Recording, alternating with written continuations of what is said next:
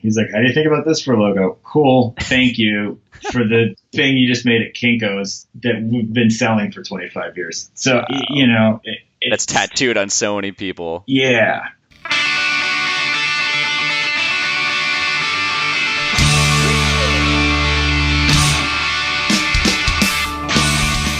Welcome, everyone, to This Was the Scene, the podcast that takes a look back at the late 90s, early 2000 punk scene. I am your host, Mike Doyle. Hot Water Music is a punk rock band from Gainesville, Florida. The members of the band include Chuck, Chris, Jason, and George, and they first formed in 1993. Since then, these guys have broken up, gotten back together, recorded more albums, gone on a hiatus, got back together, made more records, and so on. Make sure you check them out on their 25th anniversary tour for Caution and No Division, where they'll be doing full album shows. And they also have a new EP coming out soon, so make sure you check that out. I'm pretty sure that if you're listening to this episode, you're most likely a diehard Hot Water fan, and you're going to love this interview because Jason's fucking dope.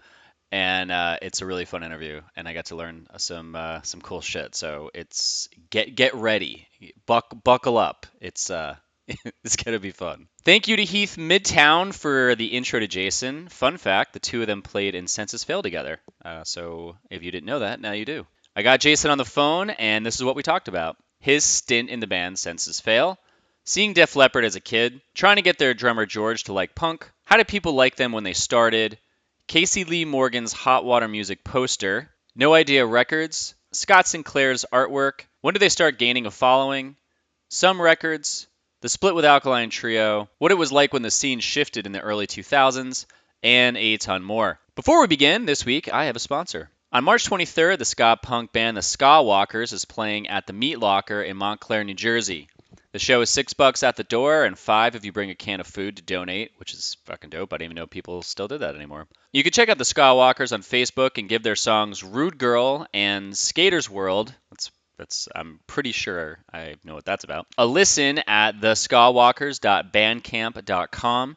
If you play a trumpet, trombone, saxophone, or keyboard, live in the Wayne, New Jersey area, and want to join a ska band, contact them at skawalkers@gmail.com. That's skawalkers@gmail.com. Also, if you get a chance, make sure you check out my comic that's on Instagram. It's called Daily Bread, but go to the handle Your Daily Bread. I have a new book coming out soon called How to Get Divorced, a guide for people going through some shit.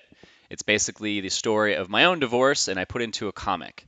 So it's very interesting, and I'm pretty excited to finally release it. Thank you so much to all the people who have donated to the podcast. If you want to do so, you can go to thiswasthescene.com and either donate whatever you want on the donate button, or you can sign up to be a patron at the Patreon page by clicking the bonus material button on thiswasthescene.com.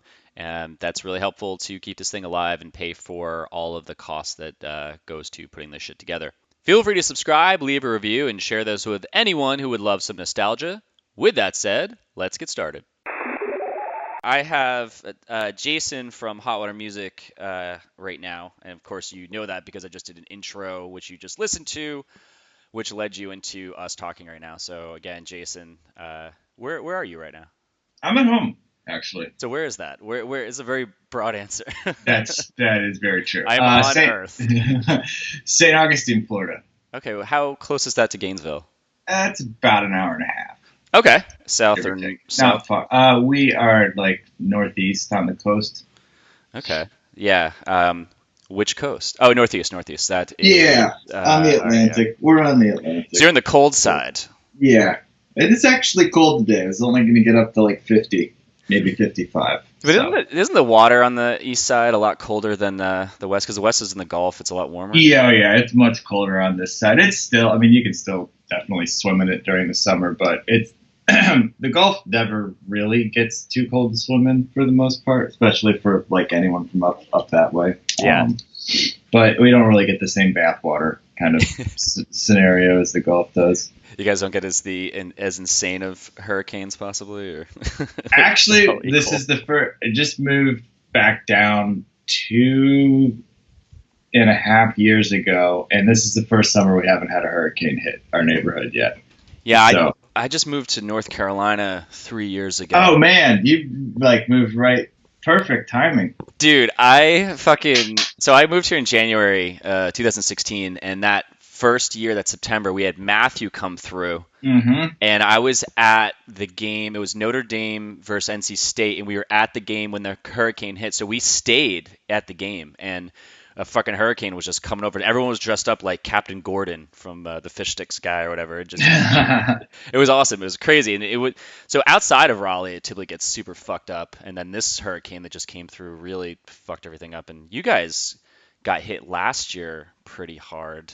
We got Matthew, and then 6 days after we moved, Matthew hit, and then we got Irma after that, which is super weird because generally speaking, what you said is true. Up here, especially in this little pocket like near Jacksonville and stuff, never really gets hit with hurricanes. They usually go up to like by you guys, or they come in way beforehand and they're broken up. But for whatever reason, it's just. I mean, I think I know what the reason is. Yeah, well, yeah. You know. Yeah. It's also just getting ready. It's just like gearing up to just fucking come through next year and hit even harder. We're like, great. I should probably stop living on the coast. Yeah, water's hot, and that's what happens. So Yeah. that is the reason. But yeah, it used to be. I mean, I remember I took maybe about like a 12-year break from living in Florida, and growing up and everything. I went through one hurricane in 30 years, and I've moved back and gone through two in 2 years. So it's fucking nuts. It's science. It is definitely science. So I got hooked up with talking to Jason. Thank you to Heath from Midtown / Census Fail. And you guys were in that band together for a hot minute, right? We were God. I feel like I was in that band for longer than I was. I did 2 records, and Heath was on one of them. So we were in a band together for a couple years, maybe. Were you on the record that recorded "Can't Be Saved"? No, after that. Okay. After the band was huge is when I joined, or the band was huge until I joined. Maybe. I mean, you could look at it that way too. I mean, they're doing awesome now, which I'm stoked for. Well, it's just Buddy left, but I'm psyched for those guys. Yeah, I mean they're a Jersey band. They started off being from the swamps of New Jersey. North Bergen County. Were they from North Bergen? No shit. That's where I always practiced with them. So that was my wow. My Census Fail experience. Wait, did you live in Jersey at that time? No, I would just fly up and practice and it was up that way. So you just flew up there and practiced, and then just went on tour with these guys? Yeah.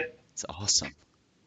That's how we did it. That's crazy, dude. That's so. I always think that like when bands break up or take a hiatus or whatever, it's just like find another band that's, just touring a lot and has a lot of people showing up shows where you're like, okay, cool, you guys established that works, so I'm gonna come in now and kind of like all that beginning shitty stuff is over, so I can kind of come in and do my thing and have the fun part of it. Is that kind of? I mean, it depends. Like that bit. I mean, the band like Census has been through a lot of ups and downs and sideways stuff. Just with dudes coming in and leaving, me being one of them. And they got huge when they were kids. Yeah. I mean, not Heath necessarily, but like Bud and Dan and Garrett. I mean, those dudes were like, couldn't even buy beer when they got giant. So, there's always, I mean, you could say this. That's the only band that I ever actually officially went and joined that I didn't start from the beginning or whatever. Yeah, you weren't there from like the origin. Yeah. Yeah. And that was weird. I mean, it was awesome and it was fun and I made some really good friends with those guys, but that was kind of a weird scene for me to be like, oh, I'm just going to, I mean, I, got in touch with them through Brian McTurnan because Hot Water was done and I heard their bass player had quit and Brian had good things to say about working with those dudes. And I was like, if they think it would work, I'm down to give it a shot. I grew up playing so many different kinds of music that it was never like I don't know, a lot of people are like, how can you play in a band like that? I'm like, that's such a dumb thing to say. But I mean, to me, dumb maybe isn't the right way to put it, but I don't want to say ignorant, but it's like I don't just play in whatever kind of band Hot Water is. It's not the only thing I listen to, so why would it matter? Yeah, I mean everyone has it's in any scene or any culture or any like, quote unquote tribe of people. It's once you're a part of something or people attach themselves to it, if you break from that, like let's say you joined like fucking Taylor Swift for a tour, people would be like they'd lose their fucking minds, They're like, "What the fuck would you?" And you're like, "Dude, I gotta pay Get, bills." And like you're like, Getting paid a lot of money to play bass in a really "Yeah." weird setup right now. Sadly, I've never had to get paid a lot of money to play bass in a really weird setup happen. But I mean, that's also a dumb thing to complain about. But Yeah, I never got it. When Hot Water started playing, there wasn't enough bands to only play with one kind of band in the first place. Like we played with hardcore. I'll use all the like subgenre, like you're saying, hardcore bands, pop punk bands, ska bands, whatever. Like we played with everyone because that's all the bands there were. Yeah. So and most of the shows were kind of cooler because of it. There was a good mix of stuff. It wasn't so much that you could put together a bill of 3 or 4 bands that sounded the same because there really weren't. Yeah, there would have to be some kind of connecting theme slightly, right? Or Yeah. it's like, how is it that these bands kind of, if they're playing ska, these guys are playing more of like punk rock, these guys are super hardcore. It's like you'd have to say, well, how the fuck? Either someone just says, I don't give a shit, and it's going to be this wide spectrum, so we're going to just bring all you guys in a room together so you can open your eyes to stuff, or there's this weird theme across the board where maybe they all dressed the same. I don't know, or maybe they all came from the same town. Sometimes there's that thread that connects it where people were like, oh, that makes sense. But I think back in the day, it was just, no, everyone's just touring around and someone's throwing a bill together. Yeah. So here you go. Exactly. Oh, you have a show I can play? Awesome. I'll play the show. That sounds great. I don't care how bad it is. So, anyway, that's how we're doing the interviews from Heath. Well, I want to go back. I start off every interview and just really it's really an origins about, I focus on the late 90s and the early 2000s, right up to about 2002, 2003, where I personally think the scene did this massive shift from what I was presented with in the mid to late 90s. So I wanted to focus on that, and then we can kind of just bleed out a little bit, like we just talked about Census Fail. Like I don't give a shit how we go out of that. Plus, I don't want to I want to cram in enough stuff about the late 90s and the time we have and talk about that. But we do kind of branch off here and there, then whatever. But for you personally, though, I love to find out what got people into music, because I think that people listening, even if I'm pretty sure that the majority of people, or all the people listening to this podcast, know who Hot Water is. But even if they're listening to it and they don't know of a band, I think the one thing that connects all of us is that we all at some point fell in love with music. So my first question always is to anyone I'm interviewing is, when you were little, what was the band? It doesn't have to be that got you into punk rock or hardcore or whatever, but like, what's the band that just got you to fall in love with music? Wow. I'm trying to think of what my first favorite band was probably Metallica. Yeah. Well, it could be like a song too. It could have been like a random song you heard on the radio. I mean, I used to listen to the radio before I went to school all the time in the morning. And I mean, I guess this just might be a little bit of a obtuse way of getting to the end of your question, but that's fine. The school I went to had, in middle school, we had like rotating, you would take art or music. What the hell was the other one? I feel like there was one more. Like drama or some shit. Yeah, they would switch them out, like every 3 months would be this or 3 months would be that, blah, blah, blah. So I did the music and ended up playing string bass and orchestra, because orchestra was the only option. And I don't even remember. I think I ended up playing string bass because nobody else wanted to. So I did that for about a year. I'm going to say this is around when I was 12. And right around then is when MTV was kind of like starting to pop off and hair metal was massive. Yeah. And at some point in time, I figured out that there was a bass guitar. It wasn't just like 3 guitars in every band and 2 guitars. Like, oh, wait a minute. That's the same thing I do? Same notes? Okay, I want one that plugs in so I can do that. And then once I figured that out, it's just kind of going from there. So, I mean, I would say as far as like getting into music and stuff, it was really weird as soon as I started playing because I learned how to play doing classical. Yeah. And then was like, again, this is, I mean, God, what, like late 80s. So you're dealing with, you know, kids who listen to Guns N' Roses and Minor Threat, and there's a lot of us that were the same. And it didn't, like we were talking about with the scene, like it all kind of, sure, you had your kids that were just like, you know, hardcore skate punks that only listened to punk stuff. But there was a lot of like weird metal, punk, hardcore crossover, people just finding different music that wasn't necessarily on the radio or whatever.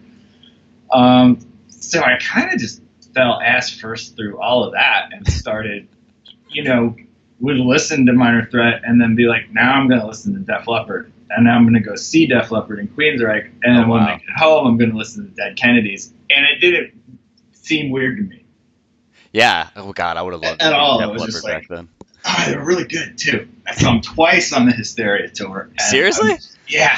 Jesus Christ. Is that when they did the rounds when they were in the middle? Yeah, it was badass. It was really good. Did they sound as good live? Yeah, they really did. That's crazy. To my recollection, anyway. And I still listen, like, I would say at least once a year we're playing or something. And I ended up listening to Hysteria, and I'm like, this record's insane. Anyone that doesn't think it's good is crazy. It's like amazing. It's so good. Yeah, it's a super good record, and the production's really cool. So that kind of got the band side of my head going, and then at the same time, if I was going to get an electric bass, I had to take lessons, was part of the program. So then I started taking lessons, and the guy that I took lessons with taught jazz. So that is then how I got into all that stuff. Long story short, I'm sort of trained. I mean, I was trained, and then I quit being trained, so like I can't barely read music anymore. Like with anything, if you don't practice it, it goes away. But I guess I came up listening to different kinds of music, being taught different kinds of music, so never really thought anything about. There wasn't one band that hooked me in, I guess would be the thing. Was there something about music that you really liked in general, though? Like, I remember for me, it was like the melody, or just I think a lot of these interviews I talked about where I saw Smells Like Teen Spirit, that's where it really drew me in because of just I was scared of the video, and it was cool. Real. Yeah. It was like real. It wasn't this. The hair metal thing was fun, but I just felt like it was like I was eating candy all the time, where I kind of got sick of it. I'm trying to think of, like, I don't know. Playing bass was always like, I don't want to say easy for me, but I was always fairly reasonably adept at it. So practicing and learning new things and being able to do things wasn't a challenge. It's like, I guess if someone's really good at sports, which I do not have the coordination for, like, if your kid's good at sports and they like sports, you'd be like, dude, you should play sports. Like that could be a good, that could be a good thing, good skill set for you to have. And I just happened to be pretty good at playing bass, so I kind of went with it. And I really, really liked it. Like, I would wake up in the morning and practice and do whatever before I went to school, and like sit around and learn Chili Peppers and Metallica records all morning, and then go to, like, my freshman year of high school, I would go. This is kind of how the setup went for my full, like, immersion into and just kind of continuing with it. Yeah, go for it. Would break out and have my first class at like a local district high school at 7:30. Then would go to my normal school that I went to for like half a day, and then I took a bus up to another part of town went to a performing arts school for the last 3 classes of the day, and they had a music program there. So then I was taking music theory and performance and jazz and all this kind of stuff. And so my day was from 7 to 4 or whatever, kind of. And that's actually where I met George, the drummer from All Out Music, because he was playing drums in that music program. We were both in jazz band together. Yeah, so that's it. Just sort of once I started doing it, it just kind of became everything I did. Yeah. Um, Did you do it and because, like, what was your reason for it? Was just something to do, or did you see it as like, I guess I just always wanted to be in a band. okay, I don't know if I ever thought that's going to be how I make a living when I was younger. You yeah, know, like I want to be. I mean, I figure everyone wants to be either an athlete. All bad generalization. Kids, when I'm around my age, are like, I'm going to be a firefighter or an astronaut or a baseball player or, I want to be in a band. I don't think I ever thought that. I know people have that general thing, like, I want to be a cop, I want to be a fireman. I was like, I want to be a fucking rock star. Like, me and my friends used to get like tennis rackets and put on shows for our parents playing Bon Jovi, and I'm like, Oh, I was totally. like, I want to do this. That's all I want to do. It just seemed awesome. I mean, you couldn't really watch like a Poison video or something and not be like, those kids are doing fun. They're having fun. I don't know what it is exactly they're doing, but it seems like it's a lot of fun Yeah. running around in makeup and playing guitar solos. So, So that's just kind of, now go on. it just snowballed from there. And then I just really started. I mean, I listened to music nonstop. Well, you said you met George in band. Now, what grade was that? That was 10th grade for me and 11th grade for him. So, So was that around the time where you got into like, because obviously, like, how would you categorize Hot Water as there's your sound? Like, what genre would you say you guys fall into? I guess we used to be emo Really? when we started. Yeah, when we started, other people like the elders were calling bands like us and Jawbreaker. They're the top two I can think of, like emo and Jimmy Eat World, Sensefield, all that stuff, because we weren't like screaming about lighting cops on fire or whatever. Just or skating, whatever. Totally, really, really lowest common denominator of the entire punk scene before I we came never, along right there. I never thought you guys fell in that category. I thought you were like a harder rock punk. I thought Hot Water was just like Hot Water. I thought you guys kind of created your own genre because, and I'll go into it later on because I'll talk about like when I first heard of you guys. But that's funny that you said you're emo. Does that people in general, like when they talk to you, they're like, oh yeah, you guys are an emo band or we're an emo band. No, because we got ping ponged right out of the emo thing, but because we didn't really fit anywhere. Yeah, no, you didn't. You totally did not. The punk bands were like, okay, you guys are an emo band. The emo bands were like, you guys are kind of aggressive to hang out at our, gathering. And we were, we were kids for sure, but we were aggressive dudes. Like, there was a lot of like drinking and screaming. So showing up and we're friends with a lot of these people, but it was always like, you'd get the bill with like, I'm going to say Promise Ring because we're friends with them, but like the Promise Ring and us, and it's like, we all got along really well and played a lot of shows together, but the demeanor between the two groups was very, very different back then, where I think it would be a lot more similar now, but, they're like a very mature, relaxed bunch of dudes from Wisconsin, and we're just like screaming idiots from Florida. So is that what you guys were like though? Like when you guys? Oh yeah. So you meet George in high school and you're listening. Is that where your friendship with him, did that get you personally into the scene, or did you meet Chuck and Chris at the same time, and then the four of you guys got into the scene because you started playing music?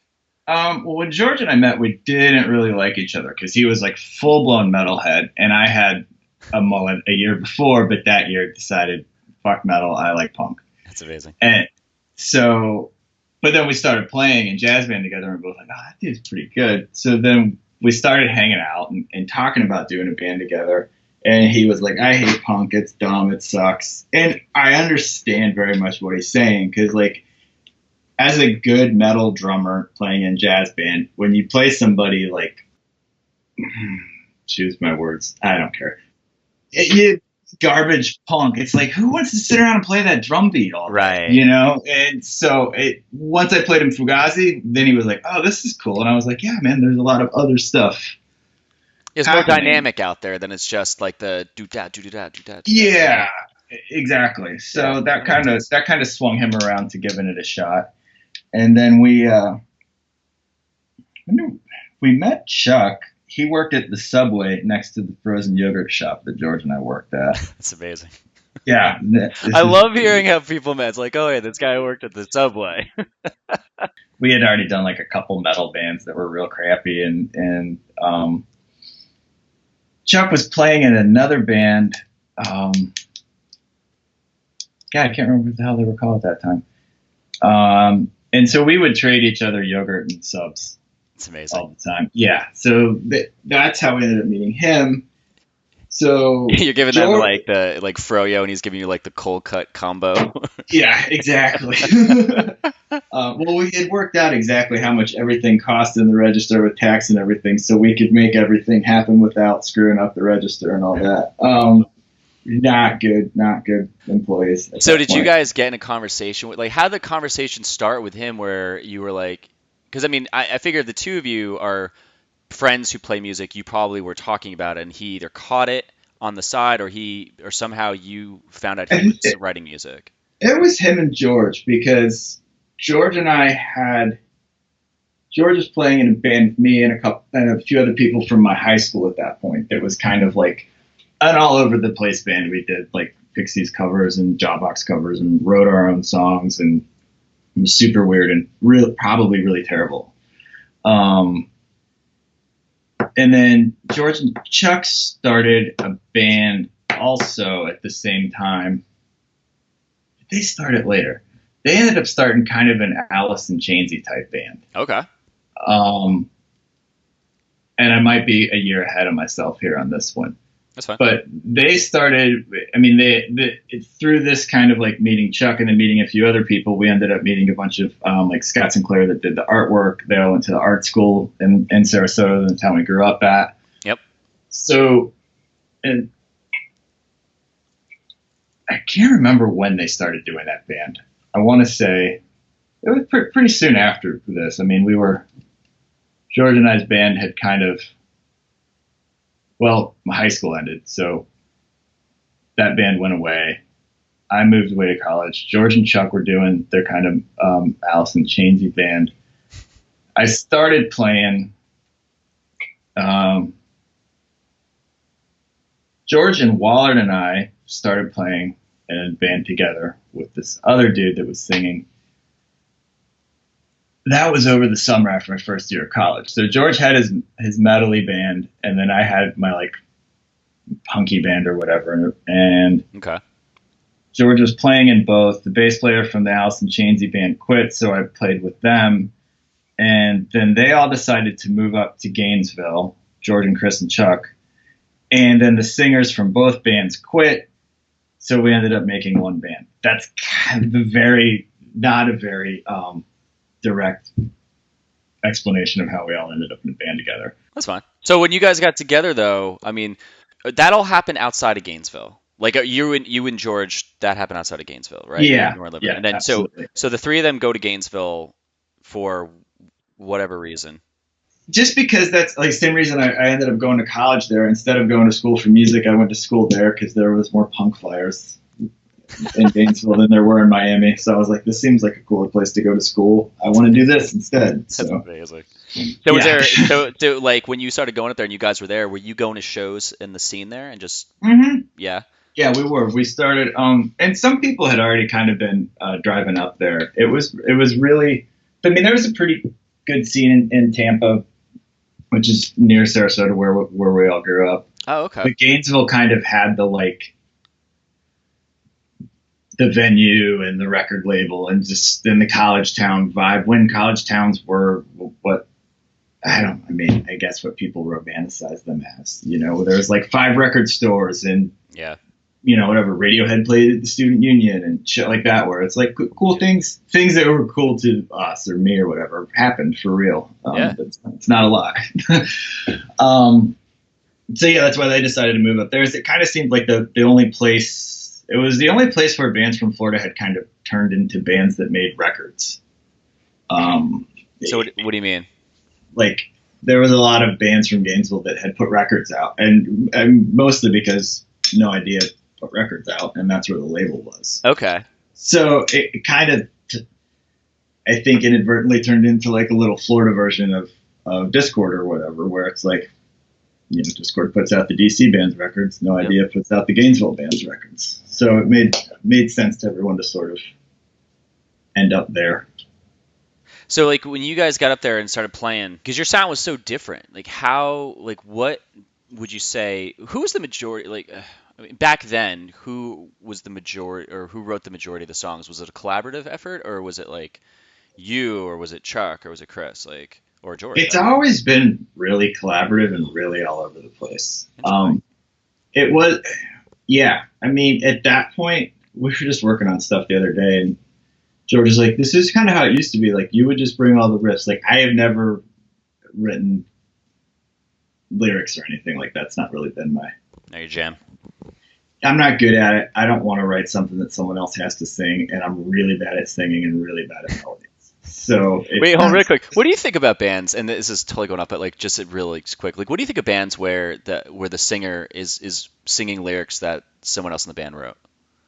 I don't know. I mean, if that's, I don't know if I would do it, but I mean, maybe I would because my lyrics would be so bad anyway. I'd be like, these are better than mine, so that's fine. Yeah, it always kind of annoyed me, and like Newfound Glory, I didn't mind it, but some bands I'm like, wait, how are you putting so much heart into singing this? Like that always, it was weird to me. But yeah, sorry, that was a side note. Oh no, so it's fine. It's been all over the place. I mean, there's definitely until the last couple records, there was never a, hey guys, I got this song and it goes like this, and here's the vocals, and it starts here and ends here, and it doesn't ever really happen even now. I mean, sort of the program these days is George and I'll get together some music and email it around to the rest of the guys and see what sticks and what they have vocal wise, and then if they have anything, they generally tend to send it to us kind of acoustic or real bare bones, and then we sort of work it up from there. And I think it's kind of just an evolution of how it used to be, because we used to practice 5 days a week or whatever. And now we don't. Now we don't. Go into that. Like, you guys got together. Like, was there an instant, I don't want to say spark, which even though I just did, but instant like connection when you guys got together and started writing songs, however the process was, where you were like, because you just said you practiced 5 days a week, so obviously you took it fucking seriously. Yeah. Or or you guys were just really fucking bored and that well, we have nothing else to do. Kids, like, let's go play music. Yeah, that's awesome. Like, was there a conversation in the beginning where you guys got together and you was like, ooh, there's something here, and like, let's really go after this, or did that kind of come in time where you? It just sort of happened. I mean, we started writing songs, and it was never hard at the beginning. Anyway, it's gotten harder the older we've gotten. And I think that's probably because we're definitely more different topics. Yeah, and just way more hard on ourselves than we were then. But yeah, it was fun. So we're like, cool, that's a song, that's done. Cool, that's a song, that's done. That's weird, that's interesting. A lot less thinking about it then. And I think from our first practice to our first show was like maybe a month. Oh wow! And then we just tried to play as much as possible, and people pretty much hated us. It was just not good. Let's talk about your first show. Like, do you remember where it was at? Actually, our first show was at a frat party at an Irish pub that my friend that I went to high school with, was in the frat, and he paid us like $150 to play, so we could then take the money and go make a demo tape and get shows at other, like actual places. And they just, I can imagine early Hot Water. Shit, that was, yeah. I mean, they like asked us to stop playing. I'm like, can you guys just stop playing? I was like, sick. Can we have the check so we can go record? Thank you. Did that kind of but did it bum you out when you guys did that in the first show? And did you question what you were doing? No, I don't think we cared. The only time it got irritating is when in Gainesville, it took people a while to. The big thing was, these guys take themselves too seriously. They're like going to try to be professional. And it's like, I don't know. And then I thought there was never a thought that that. We didn't ever think that. I don't know why they thought that, because like George had more cymbals than someone else, or we practiced a lot or whatever. I mean, I don't know. That was kind of the you guys can really actually play because you went to school for it, and that makes your band not punk and cool. And we were just like, whatever. And then eventually everyone got over it, and we ended up playing with all those bands all the time and being friends with everyone once they realized that's just what we did.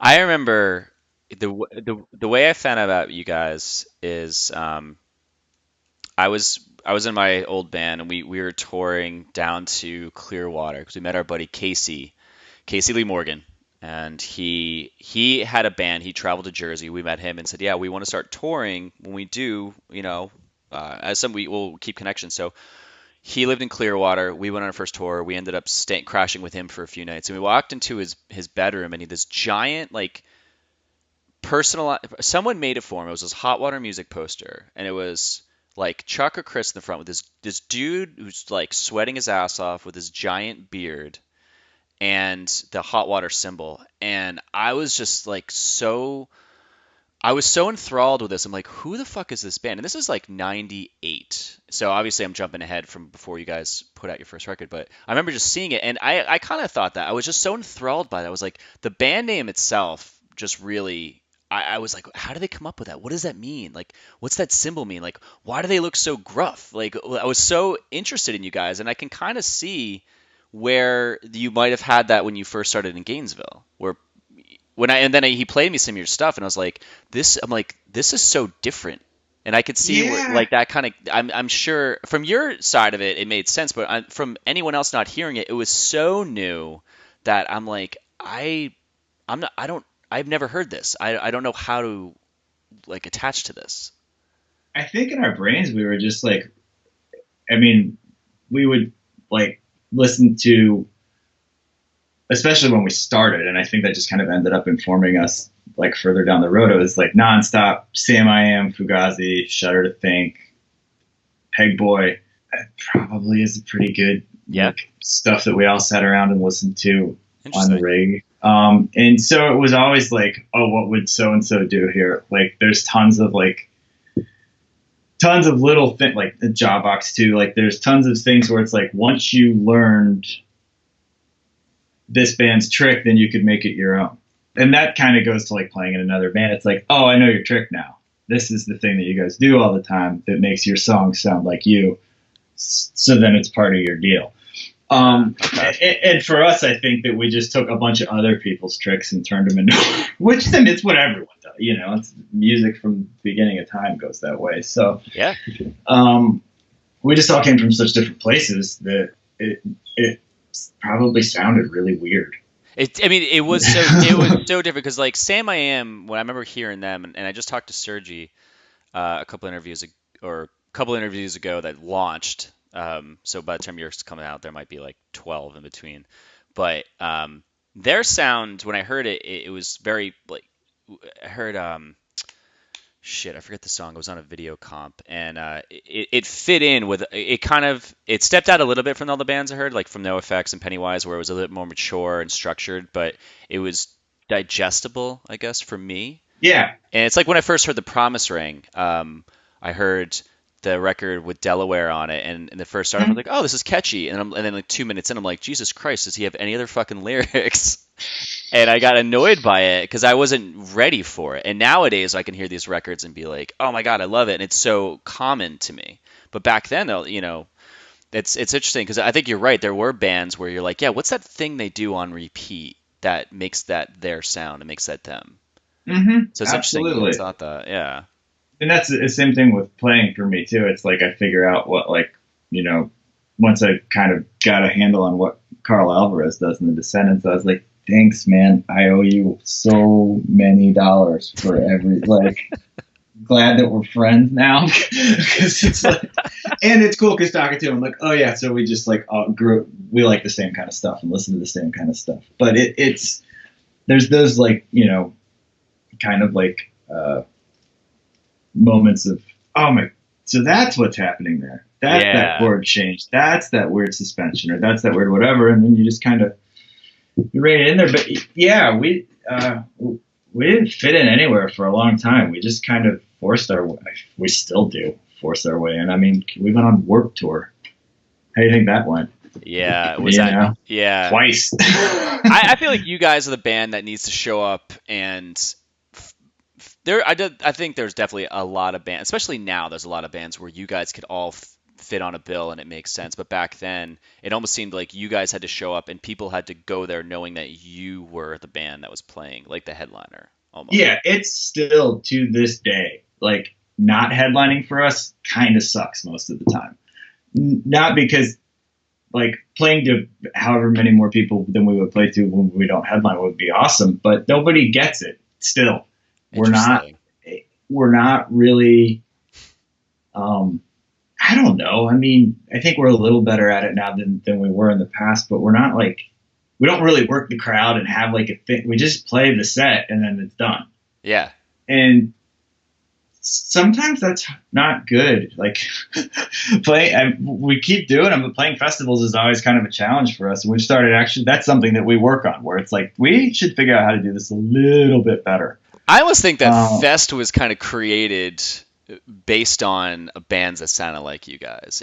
I talked to Brendan from Lawrence Arms and Slapstick, and I was like, I feel like there's this beer punk movement nowadays, or for the last 7 years. It's a thing. Yeah, it's like flannel shirts, beards, drinking beer, and the band gets on stage with a gruff sound, and everyone's like going ape shit. You know, that's like the thing that I've been seeing. I feel like I mean, the last time we played Fest was really, well, it was weird and good, but I almost feel like it's kind of come full circle to where it's now like we've been out of that world for so long, even though we never took ourselves out of it, that when we play, it's almost weird. Like it always goes well, but I'm always like, no one's going to come watch. Like everyone wishes Against Me was playing instead. They're cooler and punker than us, and we're just like whatever, washed up old dudes. Like I don't know, man. I think I think you guys have such a solid hardcore base. But okay, so I want to go back. So you guys start playing shows. The Gainesville is taking its time, really connecting with you. How soon after that? Like, did you record it? And because I saw on Wikipedia that you guys have like you had a shit ton of EPs and splits from '95 up into '97. And so, like, when you first recorded that $150 demo or whatever, did you record that and then go on the road, or did you go on the road first and then record it? Oh, we recorded that and then went on the road. We actually did sell that on the road. Did you put it out yourselves, or? Yeah, we just like made literally dupe tapes at the local. When they're used to the local recording studio, also made cassette copies. Oh wow, I didn't know that. When that was a thing. So we would just go get a bunch of demo tapes, literally, and then go sell them on the road. Do you remember where your first tour, where like what the how long you went for and where it took you? It was like 11 days, maybe, up the East Coast. It was fucking miserable. It was so bad. The only good thing about it is like the horrible stories. I'm sure there was a show that wasn't terrible. I don't know where it was. But God, the fact that we ever went on another tour after that is a testament to how fucking stupid we were. Well, why? What made it so bad? I mean, it was just bad. Nobody at shows, like literally. Shows getting canceled. I mean, now at the same time, I'm like 19 or 20, so what do I care? I'm like, cool, I'm in New York, like, you know. But yeah, it was bad. It's very, very bad. Very, very bad. Well, I remember we went on, and again, like my view of being in a band compared to yours is way fucking different because you guys have been doing this way longer. You had way bigger success. We had like very, very small success. I mean, I remember the first tour. I was so excited because I was 19, and I didn't care. Like we showed up and there'd be like 5 kids, and I was so stoked. And I'm like, yeah, but you know, next time they're gonna bring a couple friends and they'll write friends, and you know, we're gonna keep doing this. And I just saw like the more of like the future of it, and then say, okay, this is just the start. No one gets it yet, but they will. And then I was kind of right because we'd go back and people would show up. Did you kind of have that feeling at all, or did you just like miserable the whole time? No, we definitely weren't miserable. We had an awesome time, but like, just in retrospect, it's like this is not going well. And it still doesn't always go well. There's still plenty of places we can go play bad shows at. Damn, that's crazy. Way more. we're like a major city band at this point. Is kind of how I feel about it, and I think we really always were for the most part. Yeah. What so when you guys went on the tour, you went on the first tour, came back. How was you guys were you still in school or did you quit Oh college? yeah, Okay. yeah. I was still in school. That was the summer of my Whoa, what's that? I feel like it was the summer of my sophomore year. And did you stay through college and did you graduate or did Yeah, you, yeah. okay. I graduated, so we would just tour in December and the summer for Wow. however long. Um, and I graduated in '97, and then that's when we would just decided to like try to start touring Well, full they time. also well then you guys got because then you put out in '97 Fuel for the Hate Game and Forever and Counting in the same year, right? Yeah, that's because It's it took insane. no idea that long to put Fuel for the Hate Game out. It was done a long time before Oh, that. really? Okay. Yeah. Oh, because I saw that and I was like, Jesus, these guys are like really like pushing out fucking songs really fast.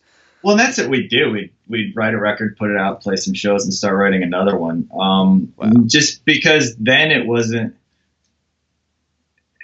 We were never in the like record cycle mindset. It was like if you don't have a new record, you don't have anything new to sell at the shows. So go make a new record so you can sell more of them at the shows, so you can go on the shows more, and then you get stuck in that trap. And that's also just sort of how we did it. When we got home from tour, we'd take a little break and then we'd start practicing and writing again. How was it being on No Idea? Like, how did you get on No Idea and how was it like being on that label? It was great at the time. I mean, we wanted to put a record out, and VAR put a record out for us. I mean, at that point, there weren't so many labels, and there definitely weren't any that wanted to talk to us about doing anything. So, Well, No Idea was definitely a label that was popular then, because didn't they do something with Less Than Jake as well? yeah, that was right around the same time. So they had started to figure out. Well, things just sort of happened at them at the same, Yeah. So it was cool. It was awesome. I mean, it definitely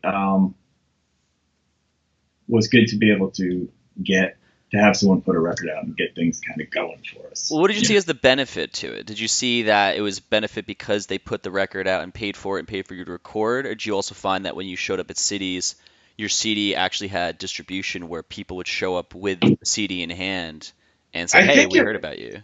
yeah, it was more of that because they actually didn't pay for us to record. Oh, okay. Cheap bastards. No, just kidding. No, you're not kidding. You're right. Yeah, it was just having some kind of I mean, that's really, and it's still sort of about that now. It's just about having a network or some kind of an infrastructure to help, because it's really what we've always wanted from labels across the board is like, well, what do you do? Which is kind of the reason we've been on so many labels over the years. Is we've always made a kind of a concerted effort to try new things all the time. It's like, okay, well, we did a record with VAR. Okay, now we can do a record with Doghouse. Well, that's how that went. Oh, there's this new label song that wants to do a record with us. That's cool. We'll try that out. So we've just had a lot of different experiences with labels, and I think now that they're obsolete. Yeah, right? I mean, that's actually not as true as people think, but it kind of is. Kind of. I mean, kind of. I mean, distribution, I think. Yeah, you're Again, still I don't know not how that gonna. works. Right. I don't know how You're that not fucking gonna works. get as far without one as much as everyone. At least in this area of music, I think there's a lot of other areas of music that you could. Yeah. But yeah, it was. I think everything we did with any label was pretty helpful. When you guys got so Scott Sinclair, he's the one who's done your artwork from the beginning. Mm-hmm. I always thought for some reason I thought there was like he had a because I was looking it up and I thought the dude's name it was this weird, not weird, it's a weird way to put it, awful way to put it. It was like a different name. And I might have been thinking of this completely different band who had artwork because Scott didn't he do Manic Compression for Quicksand? No, Or it looked like it though, right? Yeah, they're all kind of from the same like era ish. Yeah. What is that woman's name that did the Quicksand artwork? I think it was a woman that did all their I artwork. think you're right. But yeah, they all kind of. I don't know that they're actually friends, but we had another friend that went to school with Scott that did. Friend Sten did a couple, at least one Snapcase record cover. They all had Melinda Beck. Melinda Beck's her name. That's yeah. Okay. Yeah, but I guess they all had kind of that same. That's like that late '90s art vibe. But I thought the one thing I was impressed by is that, did you guys have a conversation as a band? Because the one thing that I always thought made you guys stand out, besides the sound, besides just hearing about your live shows and how crazy they were, or just like people going off on them, was the thing that surrounded you guys was your, quote unquote branding. Your artwork was to me, it made you guys look like a huge band. Did you guys see that when you got Scott to do your stuff? And total accident. We were just friends with them, and it is one of the luckiest accidents we have ever had in our lives. It's so nuts, dude, because it's so distinct and it's so like you guys. Logo, everything. He's like, "How do you think about this for logo?" Cool, thank you for the thing you just made at Kinko's that we've been selling for 25 years. So wow. That's tattooed on so many people. Yeah, it's crazy. Jesus Christ. That's all. So, but when you guys saw that though, you're like, oh, we got to keep this guy around. Like, you've got to keep yeah, and we were friends with him we've been hanging out with him for a long time before that. So we used to play shows with his old band, and that was part of the like end of high school, beginning of college crew of friends that we all hung around with. So of course we wanted him to do the artwork, When did you guys actually start to see people giving a fuck about your band?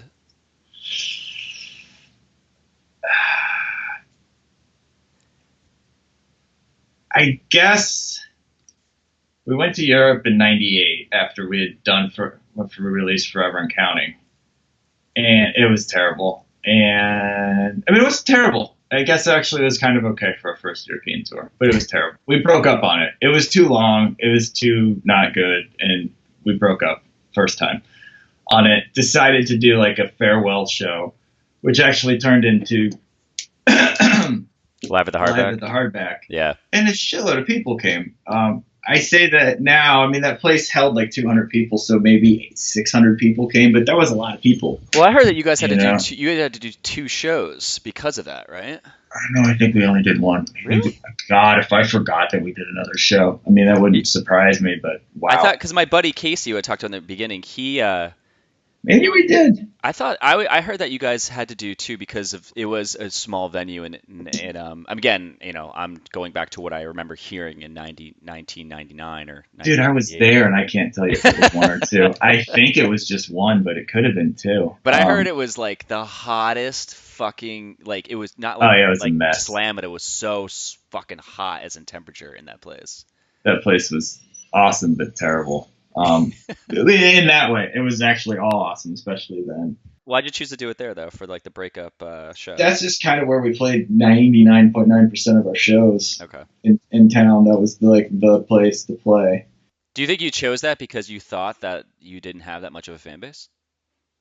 No, I think that's just where we were going to do it. Like, this is the last show, we'll do it there. And then, Bar was like, well, I'll record it and we can release it. And we're like, all right, fine. And then we started practicing for it and ended up writing like 5 new songs. And we're just like, we just needed to take a break. Shit. Okay, now we understand like step 1 of being in a band as normal humans. Interesting. Yeah. Okay.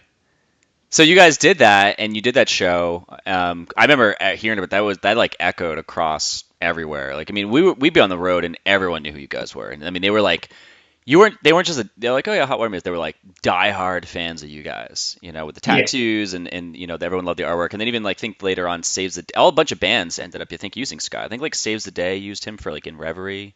I think that was him. Yeah, he got a ton of work, and he's done so much. He designed like the story background or whatever you call it for like BioShock and all that. That's kind of where he went, was down the video game. He did the background artwork for BioShock? Yeah, I don't know what level all that is, but yeah, that's kind of where he went from there. Wow, that's crazy. That game was so sick. Yeah, he was on kind of the front end of a lot of the like I guess not computer animation, but computer illustration. Like when he was going to school, that was a pretty new thing. So he definitely got in on the ground floor with a lot of that stuff. Damn. Actually, real quick. Okay, no, in Reverie, it was Steven or Stefan Deutschenoff. I just wanted to say that because anyone listening is probably like, no, it's fucking wrong. So okay, I just murdered the kid's name, or the guy's name, the kid. He's probably like an adult. But you got the credit out. Yeah, I gotta get that out right.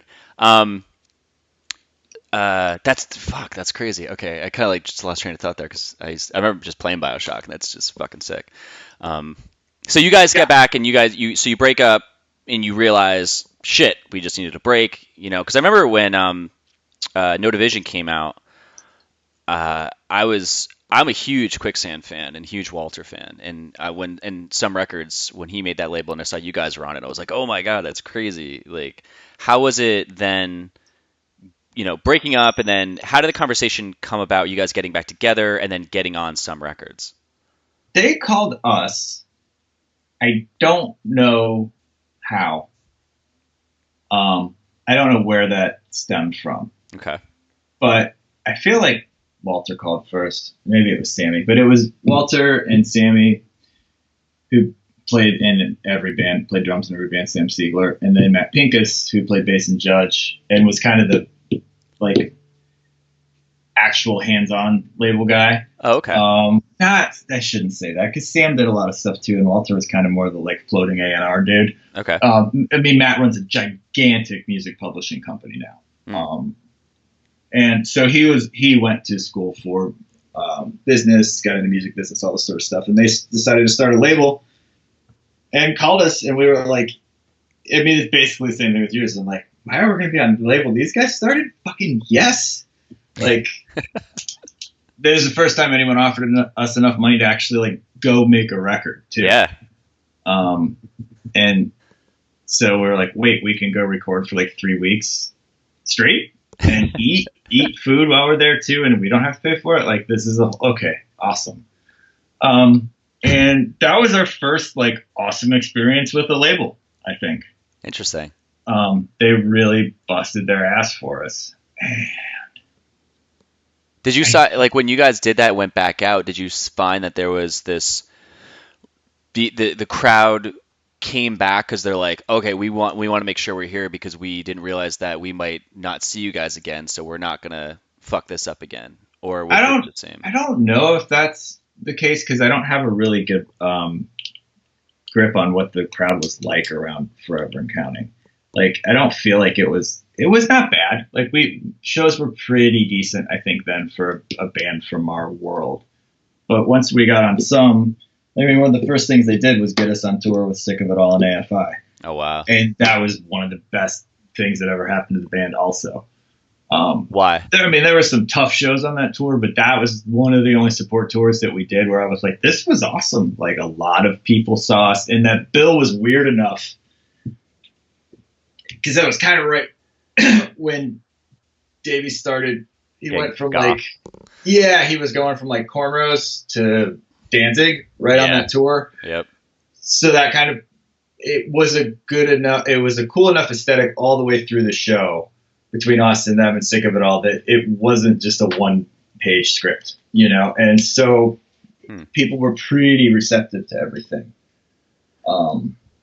I think that's one of the shows where I was talking about earlier, where there's this weird thread that goes all through the three bands, where if you heard them separately, they wouldn't sound the same, but for some reason together, it made sense. Mm-hmm. Yeah, it made for a cool show. And then I think the next thing they did was kind of figure out. I don't know if they had a big hand in it or anything, but that's the first time that we got to do Warped Tour. And as much as I said that was a terrible idea before, it was Avail was on it, Snapcase was on it, Good Riddance was on it. So it wasn't the worst Warped Tour for us to do ever. So that was kind of the first big push we'd ever gotten from a label. So when you guys were doing this, what was the dynamic like in the band after you got back together? The second. I think it was fine. Yeah. Yeah. You guys as friends or in a band, do you guys typically on the long drives, or Do you have those weird things where like you have one band member who always plays the same annoying songs? You're like, oh God, can you like not play Oh, that? we definitely did. Yeah. Oh yeah. Was there any I'm weird music you guys play in the band where if anyone, because anyone's perception of a band, I always think of when when people hear music and they see a band on stage, they just create their own persona of who these people are, and they put them in a bubble of how they think they are. But then you hear later on that, oh man, like this person just loved cranking Britney Spears all the time, or like this person was just into jazz and fucking hated playing this music. Like for you guys, I think people saw you guys as this like this gruff looking band, because again, it was the whole beards thing, because you guys because it was like Chris and Chuck had these giant fucking beards back then too, right? Oh yeah, Yeah. absolutely. And so I think people kind of got this persona of you guys. So like when you guys are inside of the van and touring around, like what were like those little intricacies where you're like, oh my god, that like George would always do this, which was people would never think about, or I would always do this, and no one ever thought like that happened. I don't know if they're really. I mean, we listen to everything, and I don't know. I feel like we're a lot more boring than, aside from just like being drunk and screaming at people for a long time. I think that other than that, we were pretty boring guys. So when you say the it being drunk, I know I keep cutting you off, but like it keeps no. setting me up. Like you say drunk and yelling at people, like what do you mean? Literally, just running out of the van, being drunk and screaming at people.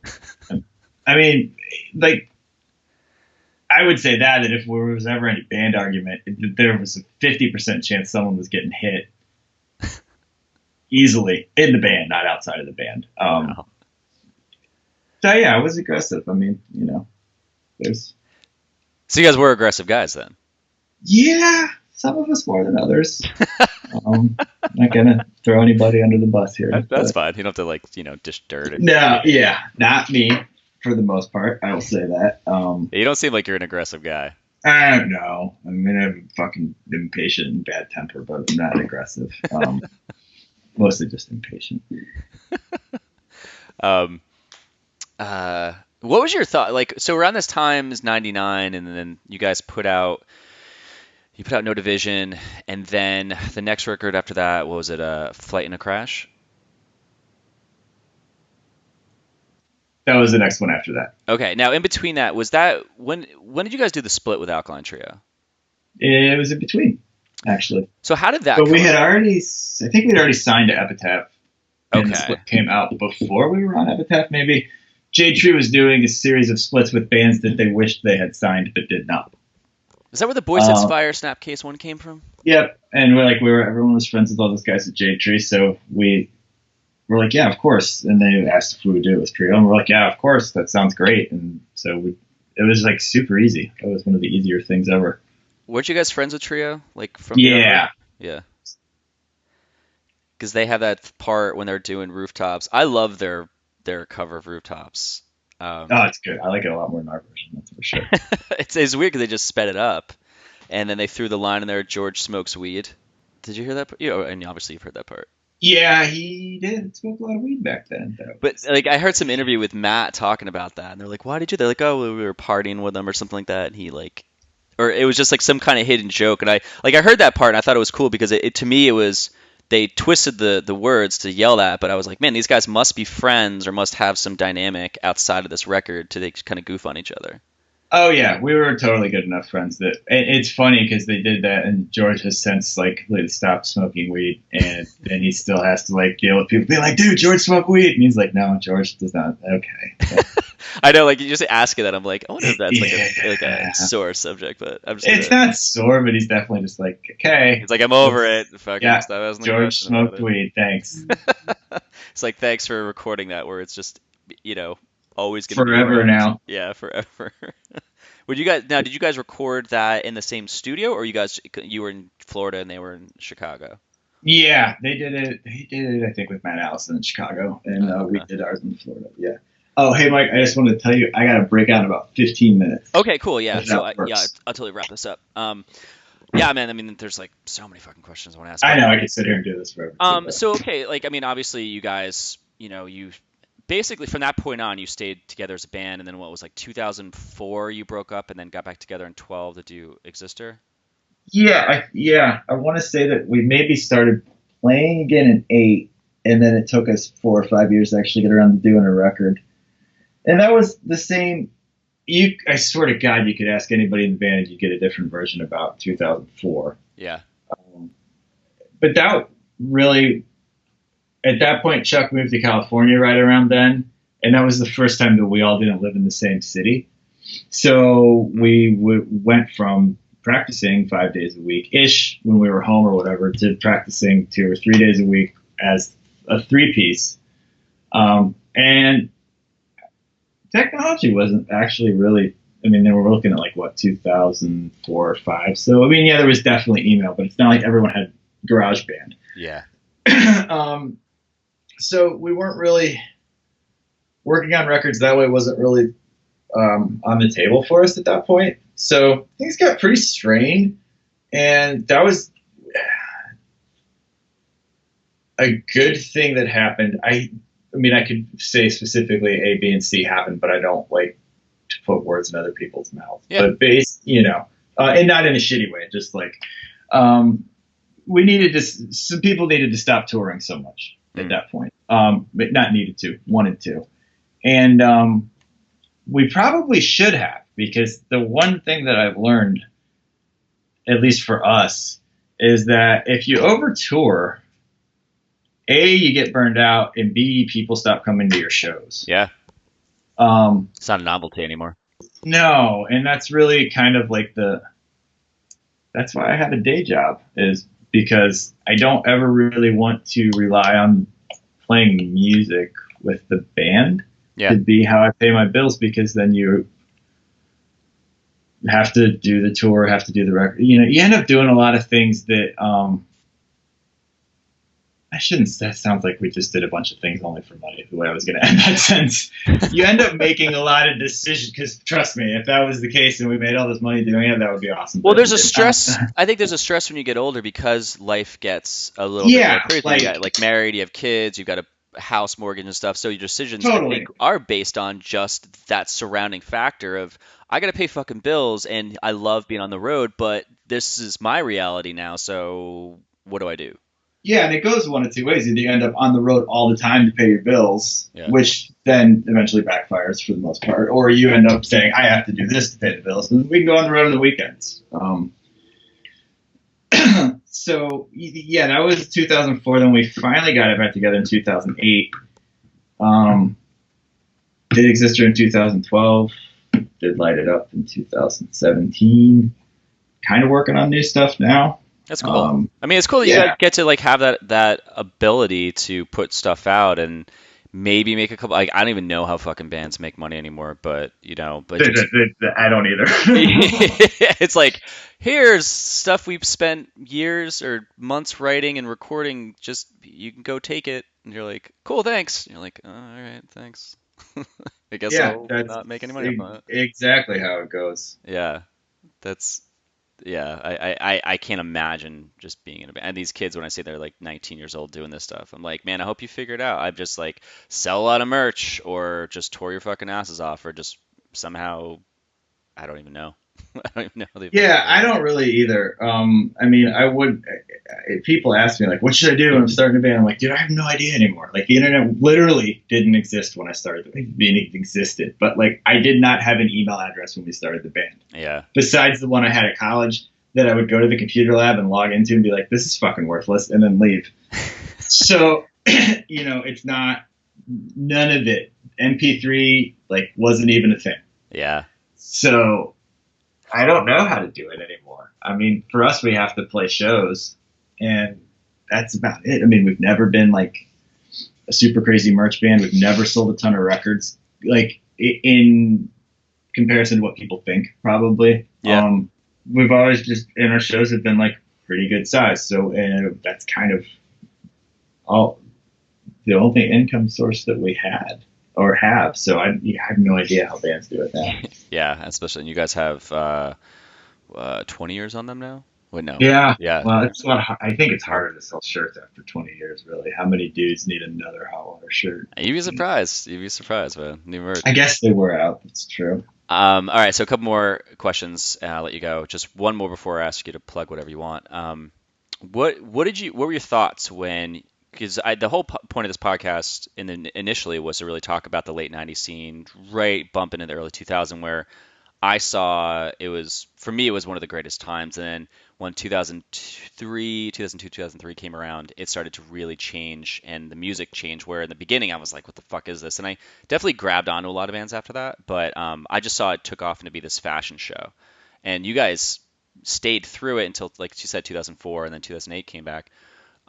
Like, how did you see it from being on the road through all that? Like, did you start to notice it around you where Ooh, shit it was was changing? terrible. I don't mean that the music was terrible. It was terrible for us. Yeah. That definitely the whole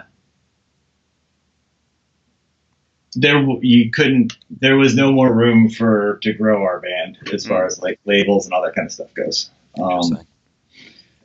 Yeah, like I mean, like Trio fell flat right into it in an awesome way because they were spooky enough that all the kids that liked My Chem liked them too. You know, AFI, there were a lot of bands that managed to squeeze in there, but I mean, I feel like if we were best case scenario, we were on Vagrant when everything on Vagrant sold 1 million records, and the Hot Rod Circuit's probably the closest example that I have to what I mean. They had the same kind of career we did at that point. You know what I mean? Yeah. It just wasn't that really. I mean, it didn't work for our band, and it was hard because that was sort of the peer group at that time. So we would end up trying to put shows together, and it's like, wow, we're playing with some weird bands that don't really make any sense because these are the options. And a lot of those bands we ended up being really good friends with after a while. But Yeah.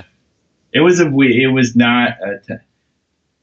I am glad that we went away when we did, and I kind of wish we had maybe done it 6 months sooner. Like, Yeah. No, I hear you, man. I mean, I remember hearing Remedy on a comp in 2002 when I was living in LA, where I started to see like AP Magazine's covers starting to really change, where everyone had this like feathered haircut, and there was some comp where Remedy was on. I think was it the Sun Records comp, or I forget what it was, but I heard that song. I was like, wow, like these guys. I was like, they're still going, and I was like, this song's. I felt that it was not fitting into what was happening, but I was like, okay, cool. Like these guys are still going to stick around. I think maybe it would have if we looked different, to be totally honest. Oh yeah, and that was not in the any. big I case. don't mean anything bad one way or the other about that. I just No, think it was different. Like you guys had your different style, and everything else was, spending an hour in the bathroom before we went on stage. Where bands were like, we just get out of the van, put our shit up, and then we play. Like, what the fuck? Yeah, and we were probably on the wrong side of 30 at that point too. So there's, I mean, there's Yeah. who wants to watch these old guys play? I want to watch the kids play. I'm like, hey man, I watch baseball all the time. I agree with you. Like, All right, man. Well, I'll be cautious of your time. So, two more questions. Like one before I ask my last question. What would you like to plug? So this is probably going to come out in like February-ish, something like that. So I know that you guys are doing the 25th reunion or 25th anniversary shows for No Division, and what was the other one? Caution. Yeah. That's it, man. That's all I would want to plug. And but those shows are gonna happen in December and January, right? They are happening all through March, April, Okay, all through cool. next year. Oh, Yeah. perfect. All right, great. All right, awesome. So that's what you want to plug? Yeah, we're doing. I mean, they're pretty much all announced at this point, but we'll be doing a bunch of playing Caution front to back or No Division back to back. Excuse me, front to back 25th anniversary shows all over the place. Hopefully. Cool, man. All right, so last questions. Want to ask everybody before I end it. What scene ethics do you still hold on to this day? I mean, the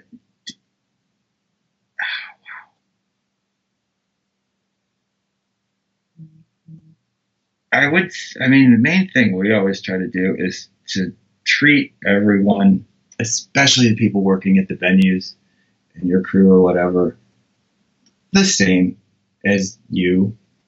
I think that's something that I've just never understood, being an asshole because someone likes what you do.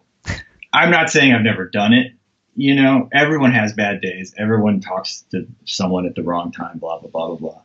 But the whole, better than someone else because you were lucky, which is really what it comes down to, I think is a terrible thing.